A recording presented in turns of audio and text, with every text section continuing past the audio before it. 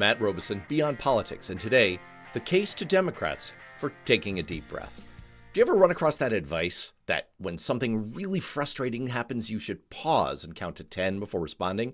I mean, personally, I find that to be impossible. That's an insanely long time, but I can see the idea behind it, that not only are you going to have a more tempered and well-considered reaction, you're going to spare yourself a lot of angst along the way.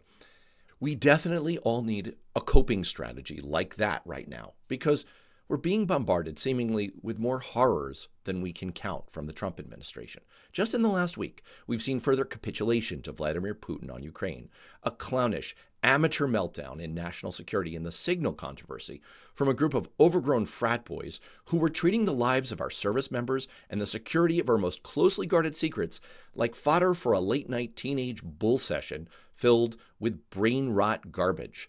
We've seen the continued attack on the core things that our government does that people really rely on, including the news that RFK Jr. wants to cut a quarter of the workers of the Department of Health and Human Services, people responsible for getting critical healthcare services delivered to you and me and all of us. I wouldn't undersell any of this, not for a moment, but there are also some encouraging signs. Polling on Donald Trump has taken a major downturn. People are paying attention. Voters' views on Trump and inflation and the economy are now way underwater. The whole Signal group chat controversy seems to have woken the media up and reminded them that they have a role to play here. Democrats won a special election in Pennsylvania in a district that usually goes for Republicans by more than 20 points. And today, as this episode is being released, there are special elections happening in Florida for the U.S. House of Representatives. And it would be really earth-shattering if Democrats won them. But the polling was making Republicans so nervous that they pulled back on Elise Stefanik's nomination to be ambassador to the United Nations just to keep one more Republican vote in the House of Representatives.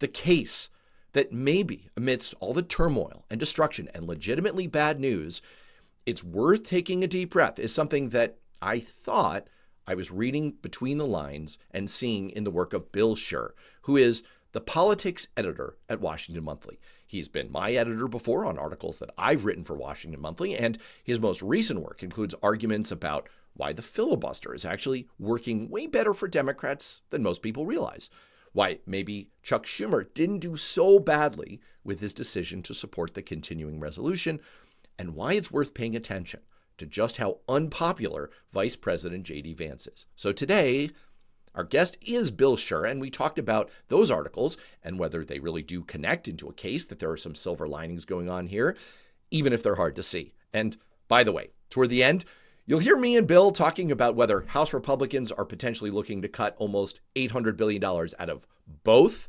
Medicare and Medicaid, or just one or the other. You'll hear Bill saying it's just Medicaid. You'll hear me saying, well, it also applies to Medicare, and I'll just say, we were both right. The cut technically could apply to both, but President Trump has said that he would not consider cuts to Medicare.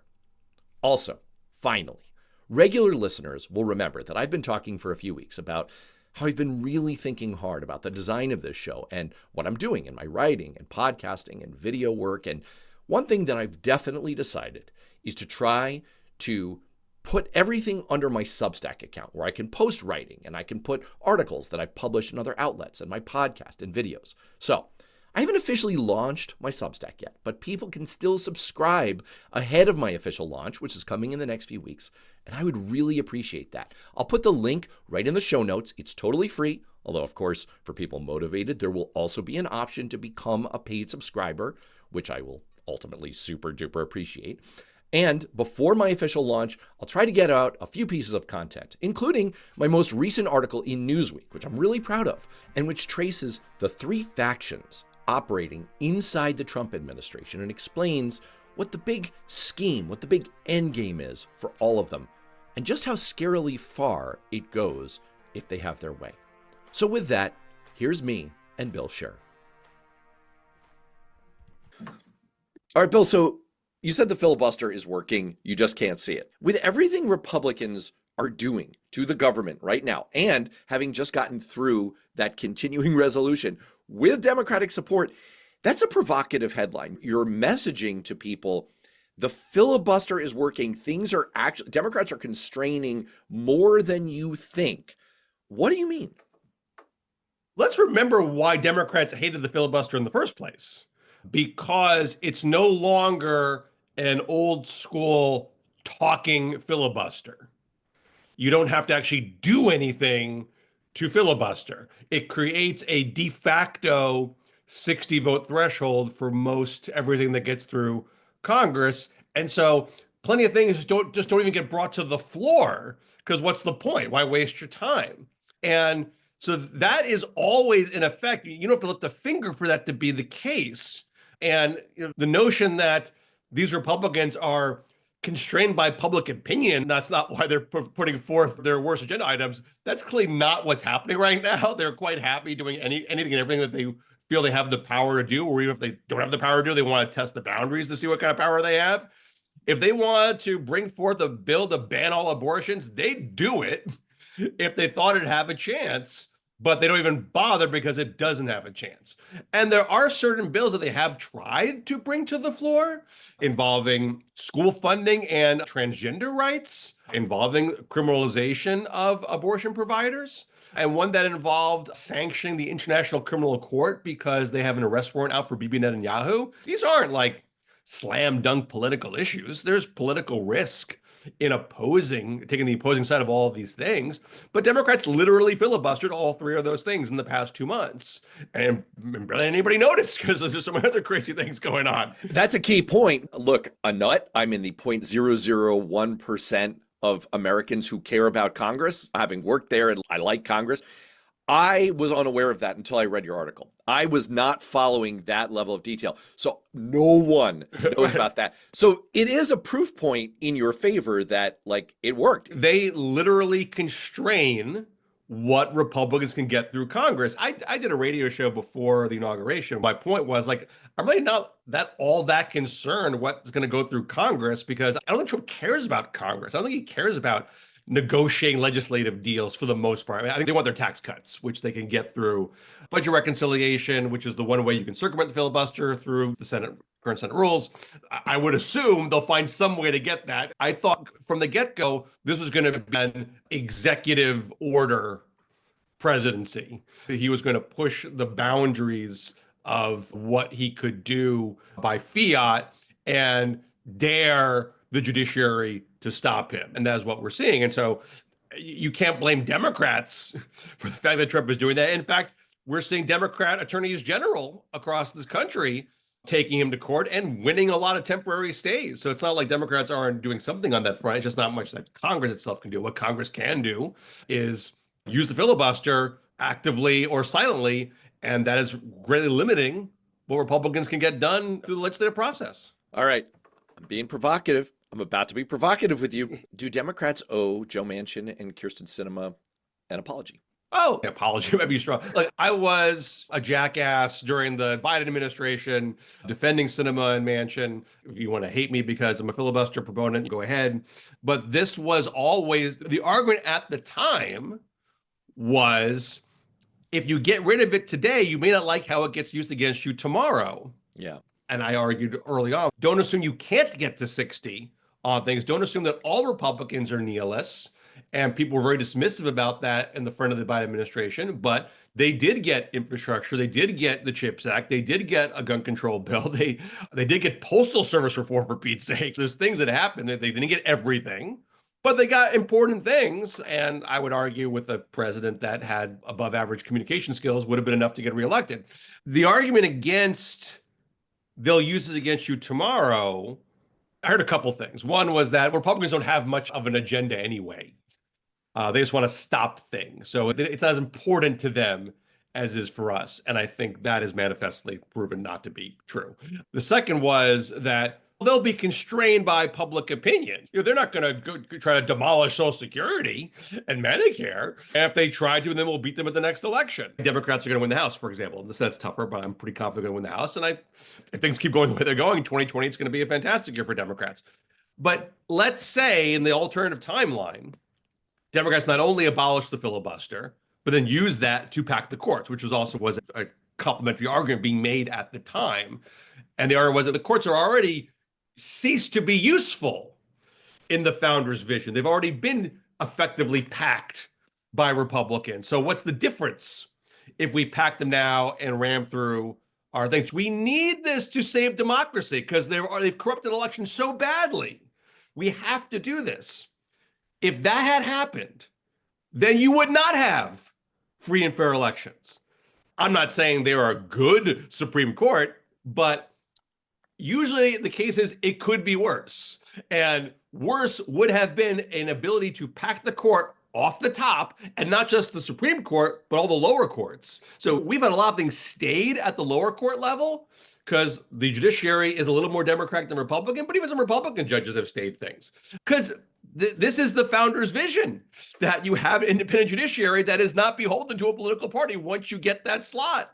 That would have been totally out the window if the courts are packed, and they could just put in total MAGA flunkies who would just say, yeah, Trump could be on the ballot again for a third term. Yeah, I'm not going to count this vote. I'm going to change the numbers and make it this vote. It could have been completely authoritarian at this point. So yes, you should thank your lucky stars that Manchin and Sinema took those bullets and kept the filibuster in place. It's interesting. You're essentially making the same argument that Norm Ornstein made in the New York Times 2 years ago. I had him on the show to talk about it when he was saying, like, look, there are ways to reform the filibuster without getting rid of it that accomplish most of what you want. It was along the lines of restore the talking filibuster, maybe raise the threshold a little bit, formulas, etc. But, the larger point you're making is there's a zen of all of this, right? Let's think this through. And another place this applies that you just wrote up is the whole reaction to Chuck Schumer's decision to support the continuing resolution. This has been an internal Democratic Party firestorm. You wrote, hey, Dems, be gentle. If he goes this way, take a breath. Did Chuck Schumer actually do the right thing? I'm a bit of a mixed mind on that. I want to circle back to one thing you said about Norm Ornstein and the filibuster reform. I could get behind almost any filibuster reform if you did it through the normal channels. If you had a bipartisan agreement, you did it through a bipartisan means where you have a 2/3 vote for a rule change, fine, whatever. If you want to add Supreme Court justices or even do term limits through a bipartisan process, have at it. When you do it through nuclear option, through a party line vote, you've now, if it doesn't technically violate the Constitution, it violates the spirit of the Constitution that's supposed to guard against tyranny of the majority. Now you have a tyranny of majority situation where, hey, Donald Trump's Republicans barely won a majority in 2024. Let them do whatever the frick they want now, even if it means not having elections anymore. That's what you want to avoid. And so we avoided that. The Schumer question. I argued for a filibuster ahead of time on narrow grounds. I've long been anti-shutdown. The evidence is the party that instigates shutdowns always loses, never gets what they ask for. They make a demand outside of what is necessary. I won't keep the government open unless you repeal Obamacare. Or I won't keep the government open if you don't legalize Dreamers. Those asks never work. Even if your position is popular in a vacuum, once you marry it to a hostage demand, you lose your public support for it. The public doesn't like those kinds of political games. Now, most of the time it's been Republicans being the instigators here, and that's why they've always taken it on the chin. Even when Trump as president instigated a shutdown to get border wall funding, he got a little bit at the end of the day, but not nearly what he wanted. So I don't encourage that lightly. I did think it would have been fair and reasonable for Democrats to say, look, Republicans, we'll negotiate a bill to keep the government open. We'll negotiate spending levels. If it means some cuts, hey, I get it. You're the majority. You want to trim some things? Sure, we're flexible. We're not going to do Doge cuts, but you want to cut something? I get it. But what we agree on has to be law. If what we agree on, the president can ignore and just spend what he wants to spend, then what am I voting on here? This piece of paper doesn't mean anything. So I think Schumer could have won a political fight, on that narrow ground. Now, having said that, I don't think it's a cut and dry argument. I think Schumer's point is a relevant point. There's reporting that was in Wired magazine it was anonymous sourcing, but people apparently close to Musk saying Musk wants a shutdown. Because when the shutdown happens, it's the federal government that arbitrarily says, okay, you're essential, you're not essential. You essential ones get to stick around, you not essential ones go home. And that Musk was prepared to go, oh, when the shutdown was over, oh, you non-essential people, guess what? You're not essential. Stay home. And they'd even accelerate the cuts that they've been doing. I think this was very well done in your piece because it provided some confirmation to something that Chuck Schumer himself alleged to be true in his New York Times op-ed kind of explaining himself. Of course, that's what they want. Of course, it plays into Elon Musk's hands. This is, I think Schumer's metaphor was it's like handing him the keys to the car. No, it's like handing him in the movie War Games where you have to turn 2 keys to launch nuclear weapons. It's handing him both keys. Yeah. It's an unbelievable delegation of power over to Trump and Musk. And look, my conclusion of this, and I don't want to get canceled. Progressives, don't cancel me. I love you. We're all on the same team. I love you. Hear me out on this. I think that Chuck Schumer was right. And I think that he screwed up, and he screwed up mostly on messaging and preparing people and doing the kind of communication must-dos that you have to as the leader of a party to try to prepare people for, hey, we are screwed. We have no good options here. This is the least bad option. Here's why. This is an Admiral Akbar moment. This is a trap. We are in a trap. And the only way we survive this and preserve any level of control going into the future is to go along with this. And it's because of something that you slipped in there. When the shutdown ends, would the shutdown ever end? I have yet to hear a compelling case from anyone as to why Republicans would ever end the shutdown.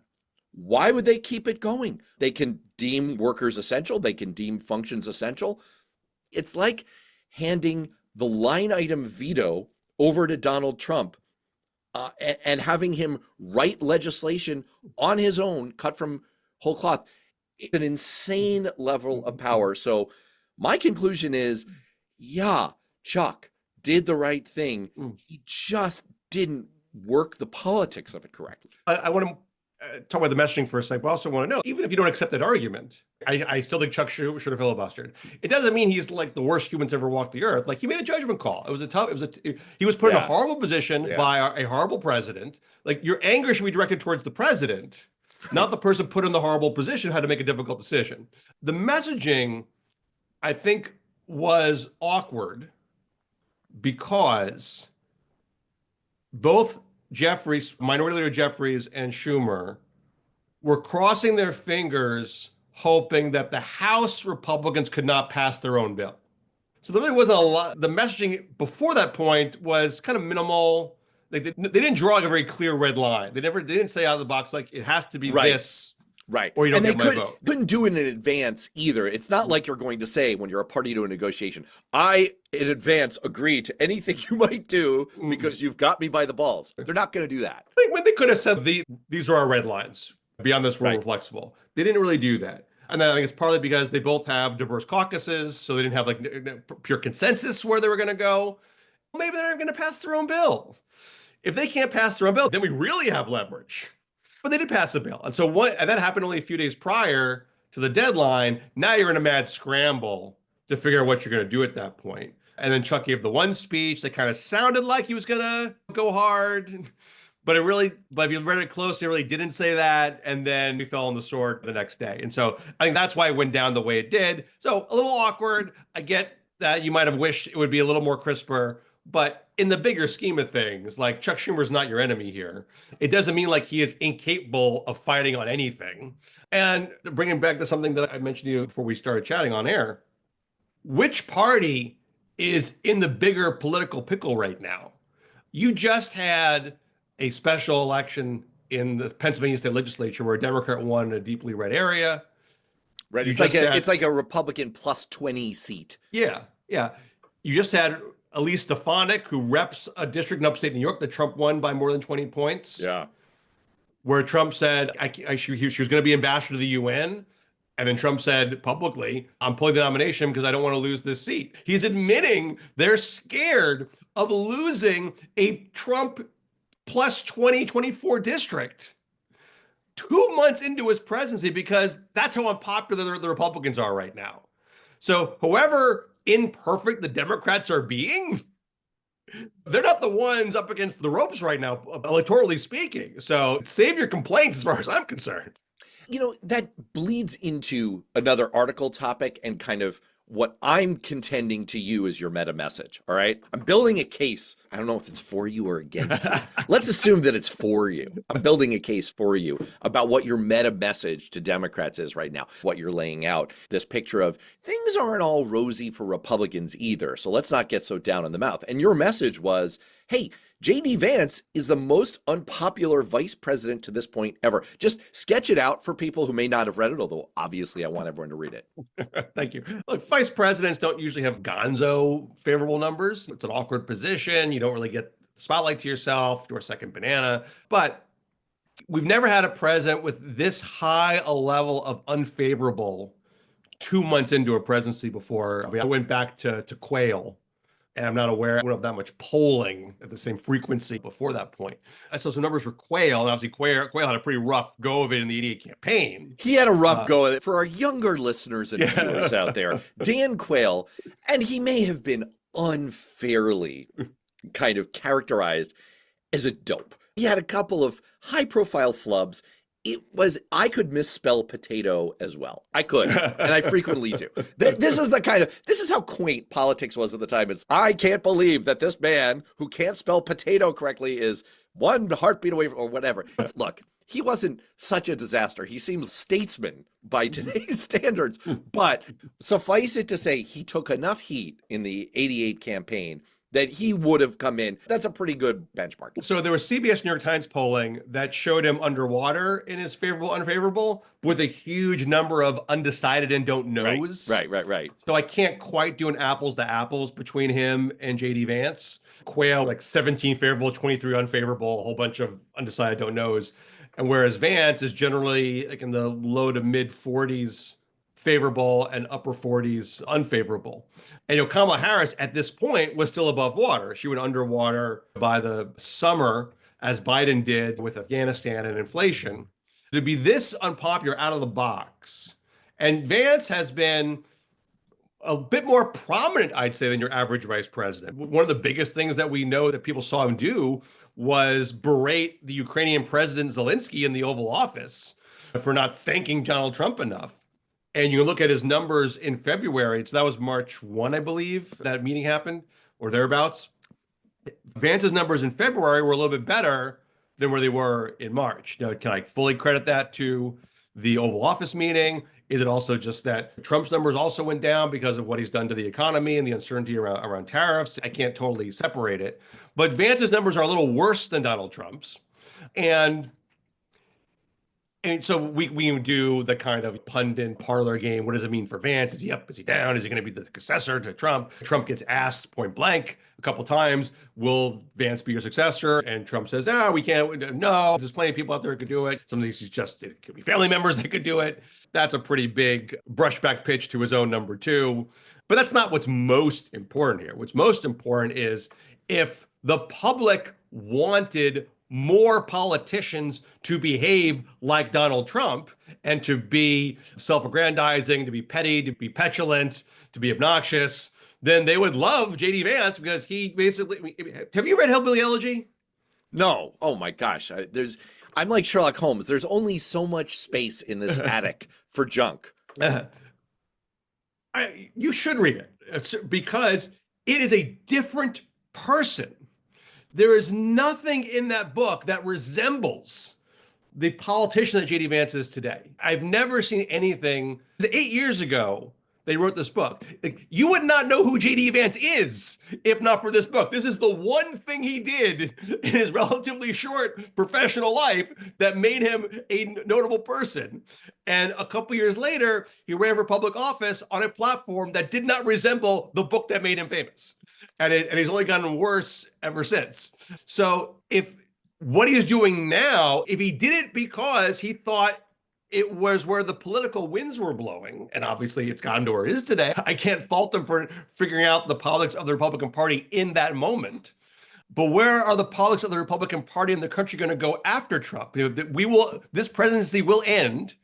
Trump's not going to be running for a third term, no matter how much they wish it. It's not going to happen. Does the public want more MAGA politicians? If they did, Vance's numbers would be above water.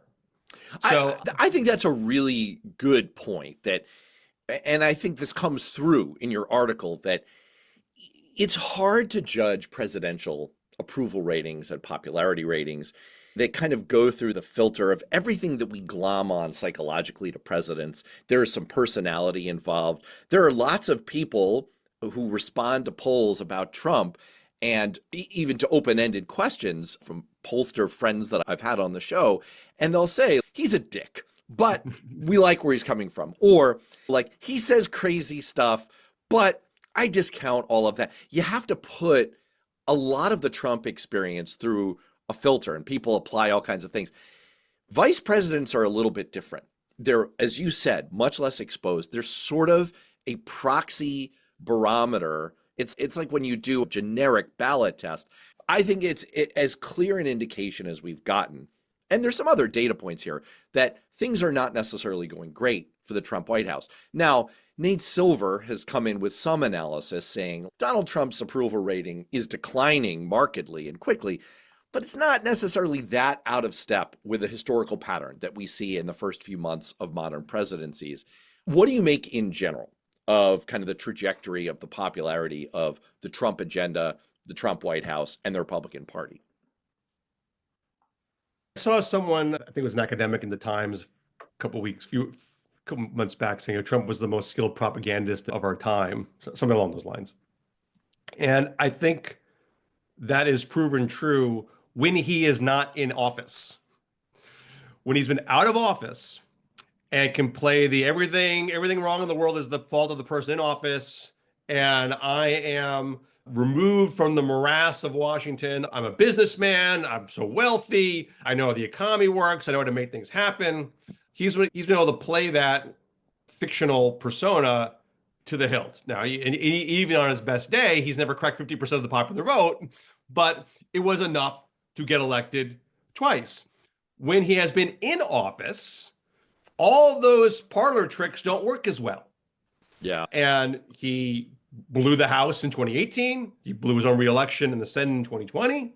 And he's already underwater 2 months into this presidency. So people have been, so what he had going for him, for that median swing voter, has shown the capacity to say, I don't like that Trump does things in a certain way. I don't like his temper or his tone. He doesn't have to do these things, but he sure seems to know how to make an economy work. So I'll give him a shot there. And that's trading on this fraudulent persona that he created for himself. Not every Republican politician has that as their crutch. And even for Trump, it's only so good as when he's out of office. It doesn't carry him once he's in office and actually has to deliver on promises. So we're already 2 months in. He almost certainly became president because people thought he would lower prices. He said he could lower prices on day one.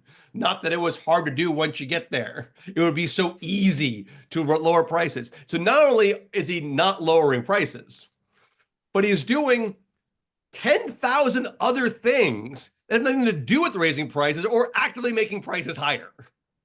So it's a total disconnect to how he ran. We talked about George W. Bush overreading his mandate after 2004, thinking he could privatize Social Security when he didn't have that. This is like overreading your mandate by exponential proportions. Right. He didn't run on taking Greenland. He didn't run on blowing up our trading relationships with Mexico and Canada. He didn't run on saber rattling with Panama. He didn't run on abducting people with legal visas with masks and hoodies. And almost all these things would be discounted as not a big deal if my life was better. If my price of eggs went down, it sucks that he abducted this immigrant, but at least my price of eggs are better. He doesn't even have that. Right. So how does a J.D. Vance, who's done nothing of import in his private life besides writing one book, to think he's going to be the torchbearer because he's as much of a jackass as Donald Trump is? If the economy turns around by 2028, then it's a whole different story. I grant that. But why would you have the confidence that's going to be the case, the way this is all going? I think this does take us to the case that I'm trying to make for you. This is me interpolating your meta message of late in Washington Monthly, which is, all right, deep breath, people. I know this sucks, but it's maybe not as bad as it seems. That's seemingly what you're saying about the filibuster. Democrats, beneath your notice, are actually stopping some of the worst. And hey, Chuck Schumer's decision, okay, he made a call. He made a call. You may not like it. It's not the end of the world. And there was a good case for it. And hey, look at what's happening to J.D. Vance. Overall, it may not be, let's just take a breath and see where we're at. And politically, in terms of political prospects, yes, I don't want to be sanguine about people are being disappeared from the streets. Absolutely. Glib about that. Am I going to be able to get a flu shot this fall? I don't know. That scares the hell out of me. The damage that's being done to state and city budgets from these arbitrary grants being pulled, and what kind of devastation that's going to do to schools and to mental health and all sorts of things. That's not trivial stuff. So I don't want to act like it's all going to be fine. And a lot of the damage that's being done now, even if Democrats do win the next elections, like this might be difficult damage to repair in short order. Things happen with USAID across the world. They cannot be fixed on a dime. So, but you and I didn't cause that. If you didn't vote for Trump, that's not on you. And it sucks that Trump has the power, or is at least claiming the power to do all these things. That's not my fault. That's not your fault. That's not Chuck Schumer's fault. It's not Hakeem Jeffries' fault. And at least we do still have a constitution. We do still have the independent judiciary is not totally gone over the edge. I don't want to get ahead of the Supreme Court. Maybe they'll do some awful things and let Trump do more than what I want them to do. I don't have high expectations for them. But I do think we will have elections. I think we will have that much. Democrats could be total morons and still take back the House. It's not that hard. We could fail upwards into it. I think there are two things going on. For now, the courts have continued to mostly hold the line, notwithstanding sneaky immigrant flights to El Salvador and prisons. They have mostly been able to hold the line. And Trump himself has claimed, of course, he's a liar, but he has claimed, no, you have to abide by the courts. And for the most part, the administration has, when they've been ordered to yank people back, they've yanked them back. Now, has it caused tremendous disruption? Of course. Have people decided they don't want to be treated like professional yo-yos? You're off, you're probation, you're not. Yes, of course. But that line of the courts is held. Now, over time, over the next 2 years, he's going to continue to turn over the judiciary, and the balance of Trump MAGA judges within the federal appellate level is going to increase. That is a factor. At the same time, the midterms are going to be approaching. If we're already seeing Elise Stefanik getting yanked back, the pressure from swing district Republicans who are nervous about what's going on is going to ratchet up. And the Stefanik episode, as you were pointing out, shows that the White House is aware of this. They are concerned about what's going to happen in 2026. So there are some levers. I agree with your point. I don't want to overstretch your point, but I think what you're saying is, look, there are some levers here. It honestly takes me back to an article that I wrote for you about a year ago.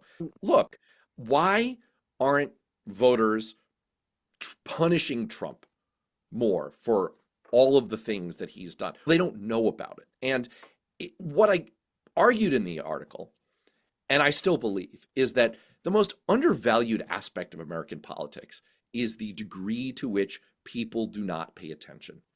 There is just a stunningly shrinking percentage of Americans who pay attention to the news. And so I'm not trying to turn this into a prediction of Trump's doom. That would be the nice clickbait way to do this. I can't quite go that far.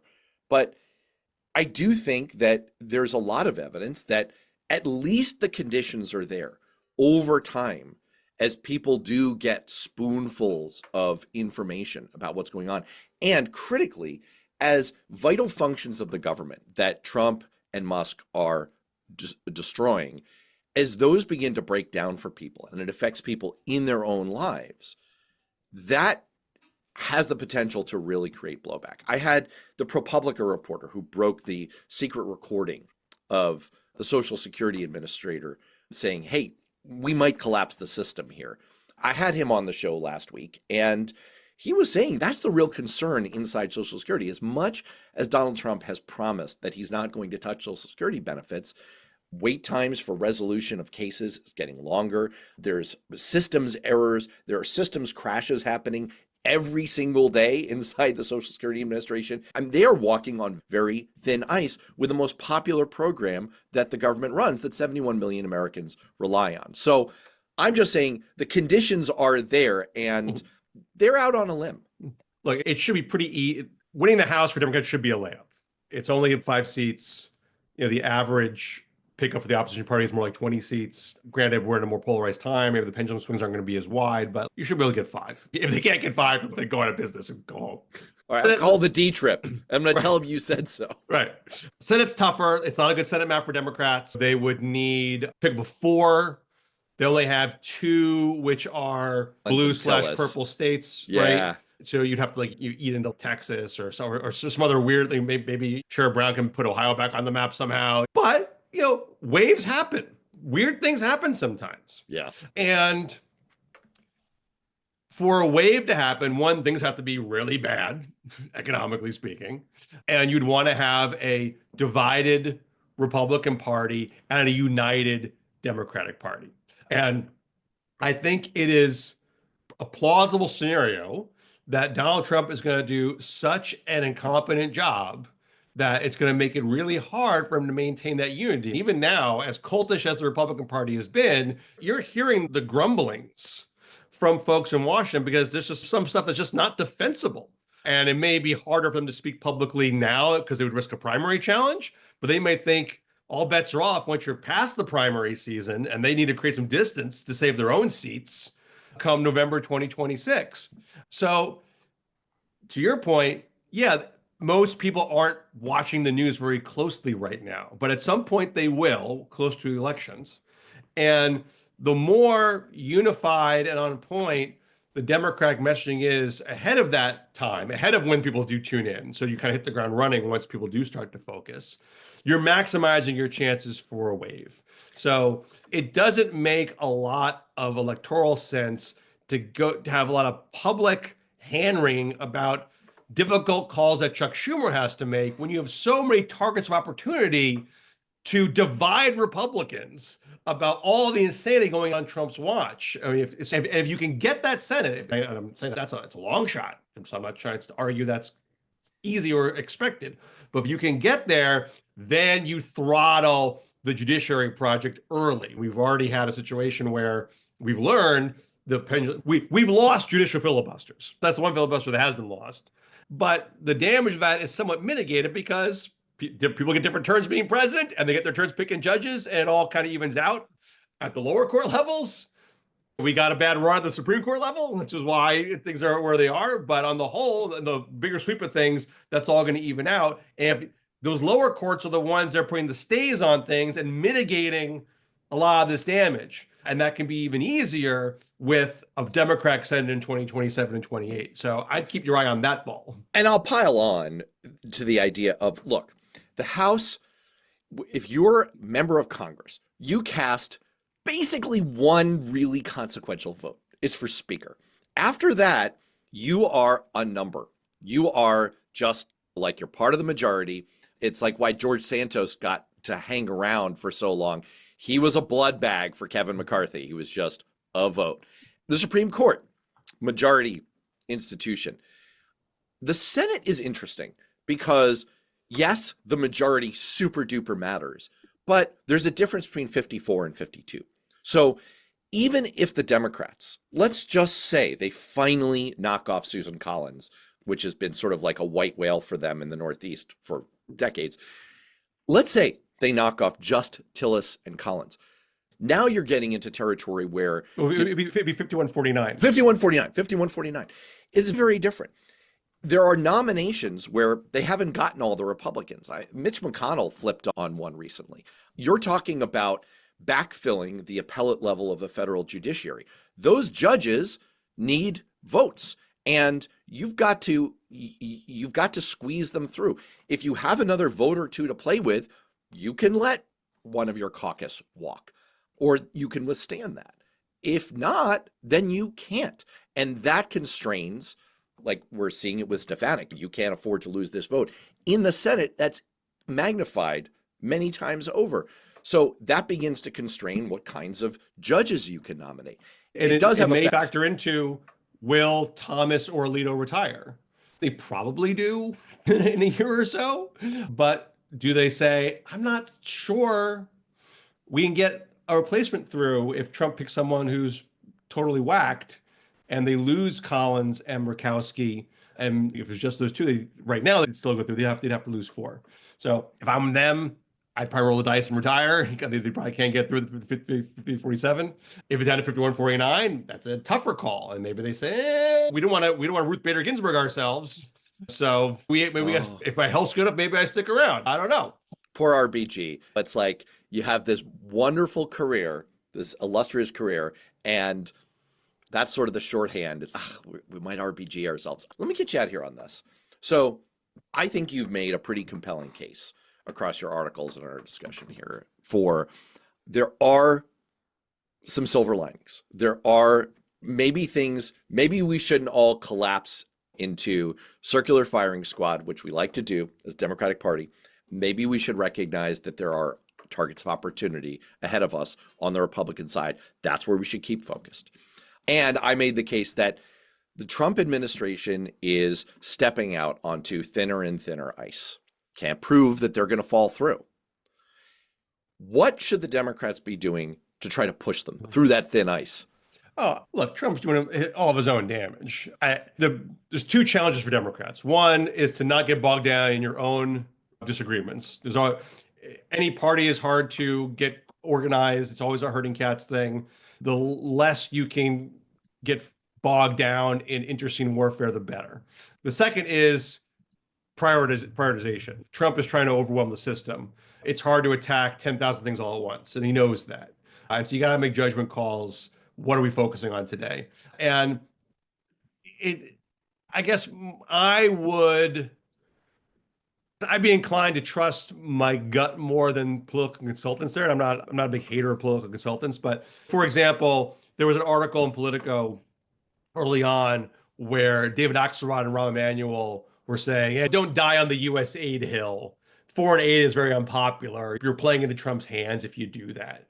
But a poll came out soon afterwards in the Washington Post saying that the public was actually quite unhappy with what's happened with USAID because they may have hated foreign aid in the abstract. Once you hear stories about kids dying of AIDS because they can't get vaccines, which are actually really inexpensive to provide, maybe people's opinions change. So you have to have enough sense of where these stories are going to go and not just get too trapped in like what a current poll has said or says in the moment.